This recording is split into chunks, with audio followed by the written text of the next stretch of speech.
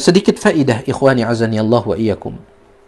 Sebagian ahli tafsir menyebutkan bahwa maksud dari al-huda, petunjuk di dalam ayat ini, dialah Allah yang telah mengutus Rasulnya dengan membawa al-huda, petunjuk. Maksud dari al-huda di sini menurut sebagian ahli tafsir adalah al-ilmun nafi', ilmu yang bermanfaat.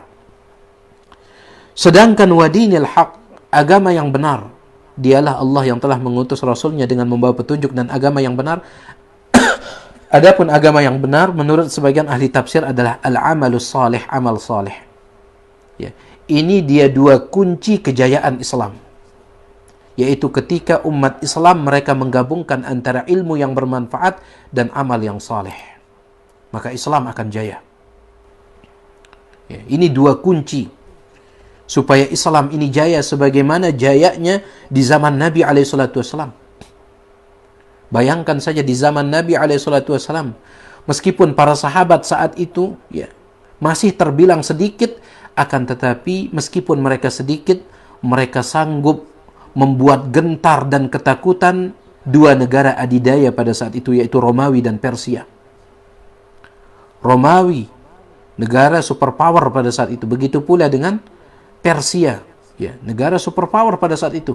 Namun kedua negara superpower, dua negara adidaya ini, mereka ketakutan ya, ketika mendengar tentang Nabi SAW dan para sahabat. Kenapa? Karena para sahabat mereka memiliki dua kunci kejayaan, yaitu apa? Al-ilmun nafi' wal amalus salih, ilmu yang bermanfaat dan amal saleh. Ya, ilmu yang bermanfaat dan amal saleh. Dan ingat, sebuah ilmu itu dikatakan ilmu yang bermanfaat apabila ia bersumber dari Al-Quran dan Sunnah sesuai dengan pemahaman salaful ummah. Itulah ilmu yang bermanfaat. Yang bersumber dari Al-Quran, bersumber dari Sunnah, yaitu hadis Nabi SAW, sesuai dengan pemahaman para sahabat. Ini ilmu yang bermanfaat. Ya. Bukan bersumber dari akal, bukan bersumber dari mimpi, bukan bersumber dari ra'yu, bukan bersumber dari ini dan itu, bukan. Yang bersumber dari Al-Quran, Sunnah sesuai dengan pemahaman para sahabat. Itu ilmu yang bermanfaat. Adapun amal soleh, kapankah sebuah amalan dikatakan sebagai amal soleh?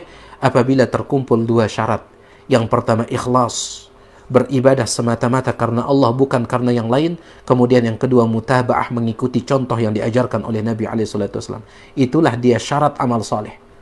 Nah, apabila seseorang dia menggabungkan antara ilmu dan amal soleh, maka dia telah memegang kunci kejayaan.